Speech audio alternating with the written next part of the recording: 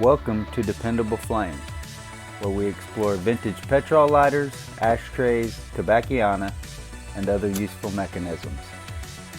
Make yourself at home. Today we have a vintage flip-top Petrol advertising lighter that is simply marked Made in USA. Now, despite the fact that it does not have a company name marked on the base of the lighter, nor anywhere else as far as I can see, it is all aluminum construction. Well, maybe some of the smaller parts of the insert are not. Maybe the hinge is not. The windscreen appears to be plated. I'm sure the spring is heat-treated steel. But regardless of the fact that it is not marked with a company name, I'm sure that this lighter was produced by Park Industries, most likely out of Murfreesboro, Tennessee, which would be the part of the Park Company history that took place around 1960 and thereafter. There's an interesting bubble type embellishment advertisement on the front of the lighter, which I've seen these on other Park lighters over the years. I don't believe that I've ever owned one, but they did put those on certain lighters that they produced. Now, I was very happy when I got this lighter and got to checking into it and seeing what kind of shape it was in, that the flint tube was not obstructed. I put a new flint in it and tightened the flint spring screw back down. And as you can see here, the head of the flint screw broke off. That's the tip that goes into the flint spring. And you can see there where the plastic screw twisted off. That plastic weakens over time. And it wasn't until I went to loosen it that it broke. It didn't break while I was tightening it.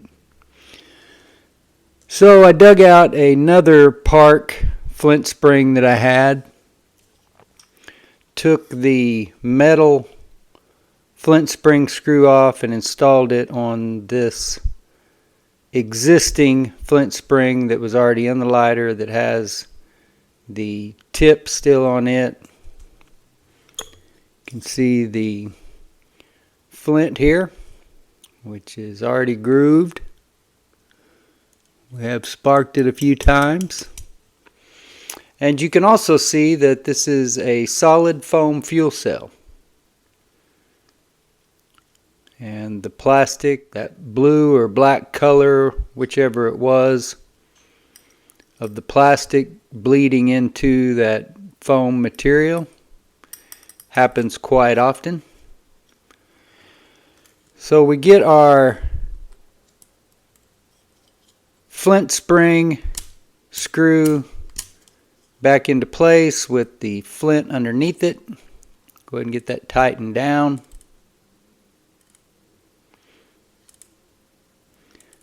And then we will fuel this lighter up and just see whether that wick is still suitable to carry the kind of flame that you would need to use a lighter like this to light up whatever you're smoking.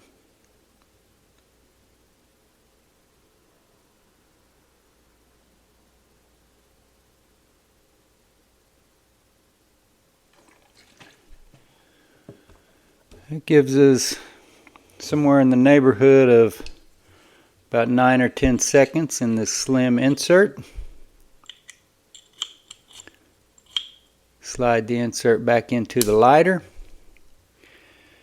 The advertisement reads, Jerry Inglis, Coin Machine Service Company. There are 2 phone numbers and an address in Boise, Idaho. I looked up that name and the company and couldn't find a whole lot of information about the company, whether or not it's still in business or not. There were several redirects to a website of that name.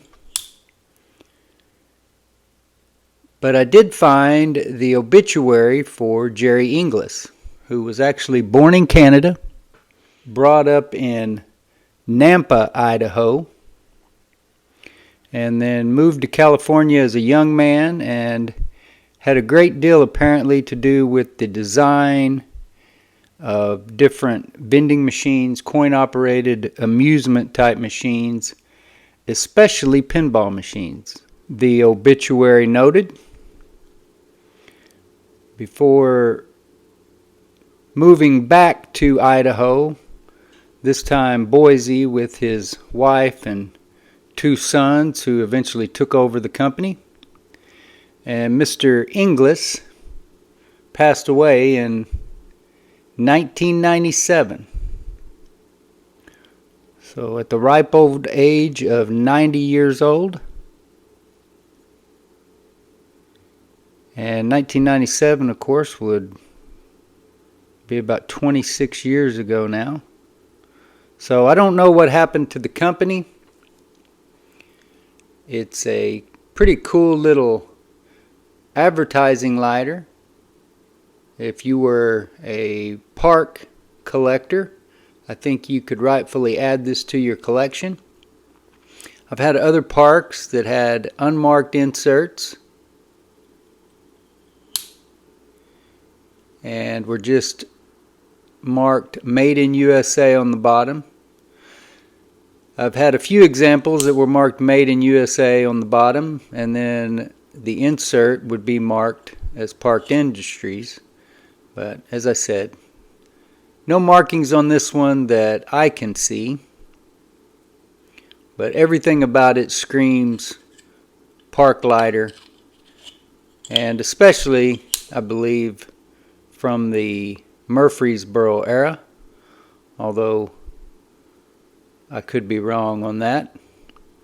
They certainly made plenty of all aluminum lighters before they moved to Murfreesboro, but that seems to be all that they made after that move occurred. I don't really remember seeing any steel plated inserts like you did from the Springfield, Illinois period. I do have some ephemera, a catalog on the way that might shed a little bit of light on some of this as far as the park lighters go. The catalog that's on the way is from 1956, so keep your eyes peeled and look out for that. We'll have a video and probably some articles and other stuff, other types of content for that as soon as we receive it. But a nice Made in USA advertising lighter for Jerry Inglis Coin Machine Service Company out of Boise, Idaho. Kind of lighter that you can add to your collection. Kind of lighter that you can use if you would like to, or just display. Is suffering from a little bit of vapor lock there, as you saw it flare up, but it displays nicely. It's not perfect. It does have scratches, scuffs, especially to the dome of the bubbled embellishment advertising, but not to the point that you can't read what's underneath. So very cool lighter. One that will be in our eBay store soon. Until next time.